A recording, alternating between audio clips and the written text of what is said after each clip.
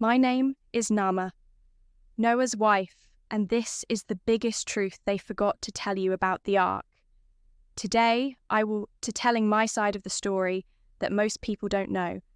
The truth is, we had land, we had family, we had routines. I woke up to the sound of animals, the smell of bread rising, the laughter of my sons running through the fields.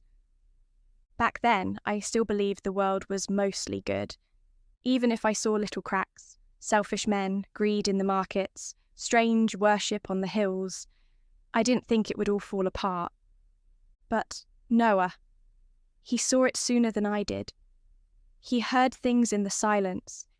He told me one night that God spoke to him, said a flood was coming, said to build a boat. I laughed, not because I didn't believe, but because I didn't understand. We lived in dry land, far from sea, and my husband, my quiet, faithful husband, started chopping trees like the world was ending. And every day after that, he became the village joke. Men would point and laugh. Women stopped walking near our home. They told their children to stay away, that we were cursed or crazy. But I stayed. I cooked. I cleaned. I listened. I cried where no one could hear me. Because I didn't just marry a man, I married a mission. And obedience is lonelier than people realize. We were raising boys in a world getting darker by the day. Violence on the streets, priests becoming politicians, and every year the sky felt heavier. Still, I stayed. They never wrote down my words, but I carried the weight of that ark long before the first tree was cut. They think building an ark was just a man's job, but they forget who packed the food, who gathered the cloth, who bandaged every blister on the hands that built it. They forget the wives, the mothers, the ones who stood behind the scenes and never got a chapter. Every day, I watched Noah hammer wood while the world mocked him. Every day, I held my tongue while neighbours called us fools. I heard the whispers at the well. Some said we were delusional. Some said we were dangerous. Even our own relatives stopped visiting. No one talks about what it feels like to be the woman married to a man on a mission from God. There were no signs in the sky yet, no clouds, just faith and wood chips. And I'll be honest, I doubted sometimes. When years passed and not a drop of rain came, when my children asked, "Is God still coming?" I didn't always have the strength to answer, but I kept going, quietly, gathering grain, storing supplies, praying in silence. Because deep down, I believed him. Not just Noah, but the voice he said he heard. I had never heard it myself. But sometimes, obedience isn't about hearing. Sometimes, it's about holding on when everyone else lets go.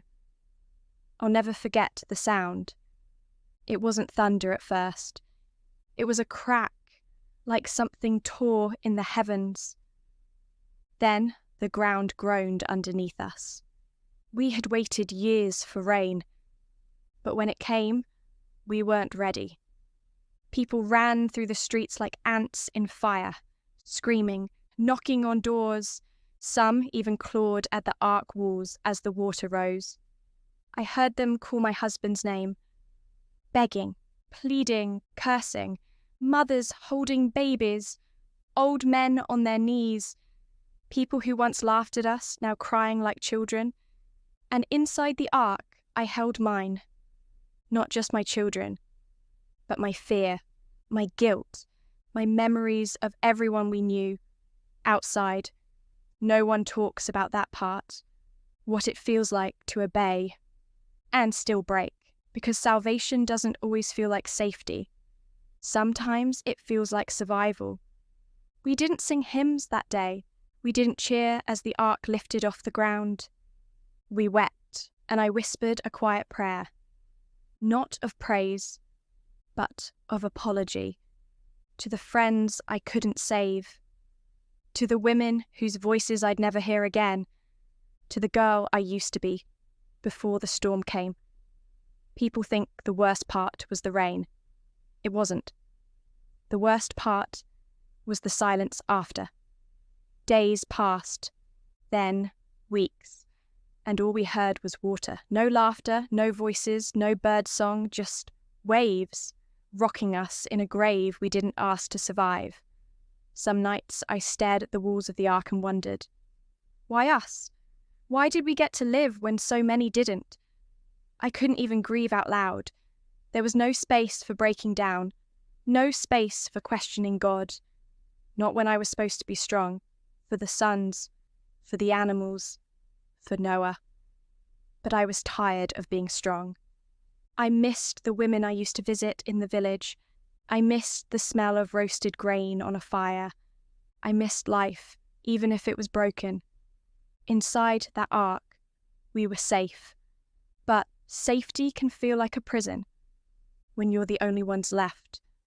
I didn't want to doubt, but I did. I didn't want to feel anger, but I did. And maybe that's what faith really is. Not smiling while the world ends, but staying afloat when your heart is sinking, when the ark stopped moving. I thought I'd feel joy, but instead I felt fear. What were we stepping into? The world we knew was gone, and the one ahead was empty. No maps, no neighbours, no songs passed down from the marketplace, just land that didn't remember us, and skies that still felt heavy with God's judgment. We stepped off that ark, and for a moment I wanted to go back inside. Not because I loved it, but because at least there I understood my purpose. Feed the animals, care for the sons, hold my husband's arms up when he was tired, but now I didn't know who I was anymore. No one tells you what it's like. To survive something that destroys everything, no one tells you what it's like. To rebuild without a blueprint. We planted vineyards, we gathered stones, we tried to smile again. But part of me still carried the storm, not in my body, in my memory. And here's the thing no one talks about. Sometimes the greatest act of faith isn't building an ark. It's living after the flood, still showing up, still loving, still hoping, even when everything has changed. They tell his story, they call him righteous. But I was there too. I heard the thunder. I rocked the babies through the howling wind. I kept moving when it would have been easier to fall apart. And maybe I didn't preach like Noah. Maybe I didn't speak at all. But I survived, and that is enough. They talk about the ark, the animals, the flood, the covenant, but they forget the women who carried it all in silence, who stood beside men with visions, and bore the weight no one wrote down. My name was never mentioned, but my obedience was, my tears, my prayers, my quiet courage. And maybe that's enough. But if this story moved you, then help me speak now, with your voice. We're giving forgotten voices their place again. So if you believe stories like mine deserve to be heard, subscribe to this channel. We're on a mission to reach 1,000 subscribers. So these lost perspectives never stay buried. And if someone you know needs to feel seen, share this video. Because history may forget our names, but heaven doesn't.